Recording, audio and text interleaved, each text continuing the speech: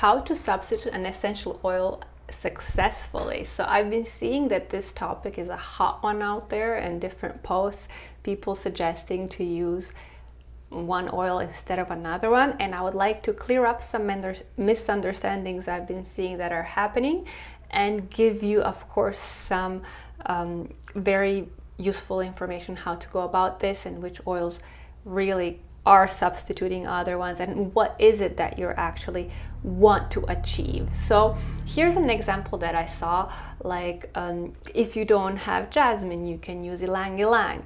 If you don't have lavender, well, use chamomile instead, or bergamot.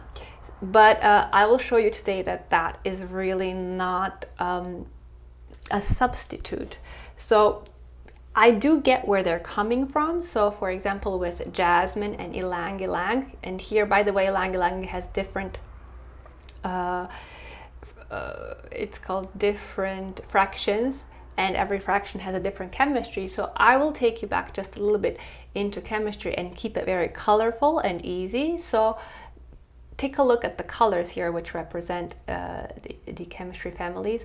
Jasmine is quite different than ylang ylang. Actually, these two ylang ylangs are very different between themselves. But what this person was suggesting is that if you want an aphrodisiac, you can use jasmine or you can use ylang ylang. Then yes, because if you're going for the effect of aphrodisiac, then you can use jasmine or ylang ylang.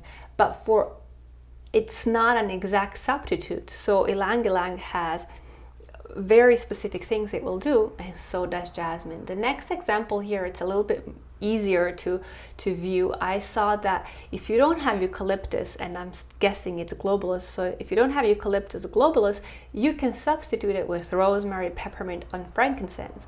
And what this tells me that the person wanted to say is, if you want to work on the respiratory systems, the oils you can use is eucalyptus globulus, rosemary, peppermint, or frankincense, because that is the only thing that these four oils share. As you can see, they have massively different chemistry, safety recommendations, dosage, all of that. I will not go into safety today, but just by looking at the colors, you can see that rosemary is not a substitute for eucalyptus globulus, neither is peppermint or frankincense. All four of them, however, are recommended for respiratory system. But why and what they do, how they affect the respiratory system is different. So if you want to actually help a person, you do need to know what it is that you're doing with these oils. Now let me give you some substitutes that make sense, that are almost like a substitute. So here I'm going to start very simple, and you can use clementine instead of sweet orange, or sweet orange instead of clementine, because both of these oils, as you see by the chemistry here, have over 90% of limonene. So they are over 90% the exact same component, and they're working on, for example, making you feel less stressed, or they are helping you with anti-inflammatory processes the same way, because it comes from the same constituent. Okay, not even the same family, but the exact same chemical component.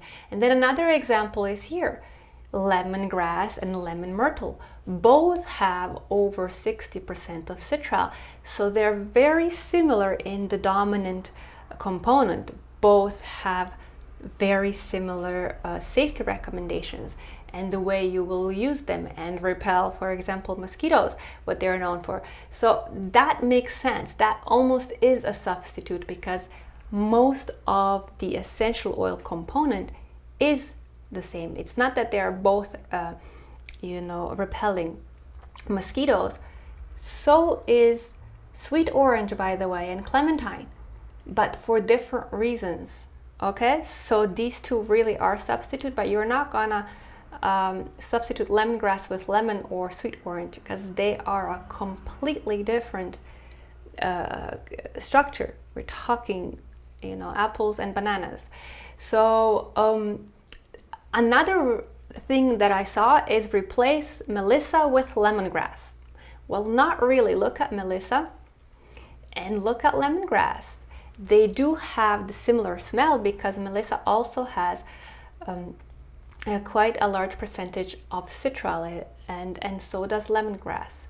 But Melissa could be substituted by lemongrass plus copaiba, because Melissa has also a nice portion of beta-caryophyllene, which we find in copaiba. And if you blend it intelligently, then these two oils can substitute Melissa, perhaps for certain things like cold sore. It works very well because of the components that are in there.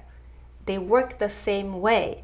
You can use tea tree for cold sore, but tea tree has absolutely completely different chemical constituents than Melissa, so it will help you with the cold sore from a very different angle and reasoning, okay? But if you blend lemongrass with copaiba, it will work on the cold sore the same way or a very similar way that Melissa does, okay? Because they have the same, very similar structure.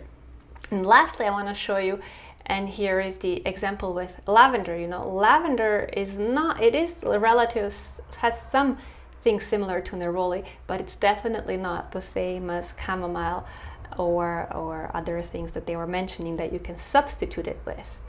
So here I have neroli, which is actually quite simple in its chemistry, and you can substitute the effects of it by adding a little bit of sweet orange to lavender. There's an idea, okay? Because the main components in neroli are linalool acetate, and limonene, and then by combining these two, you're going to have a nice proportion of that. So you can play with the ratio of these two and have a similar effect on stress, for example, and calming somebody down as you would with neroli, and again for the same reasons. So I know this is very valuable information that I'm sharing. I'm just wondering, did it get through? Is this making some things more clear? Are you now more aware of what a substitute is? So something that's actually pretty much the same in its mixture, in its content, as opposed to oils that work on the same thing. So neroli, lavender, and sweet orange, all three are great for different kinds of stress, but the way they will attack it, the way they will, help you soothe stress is different.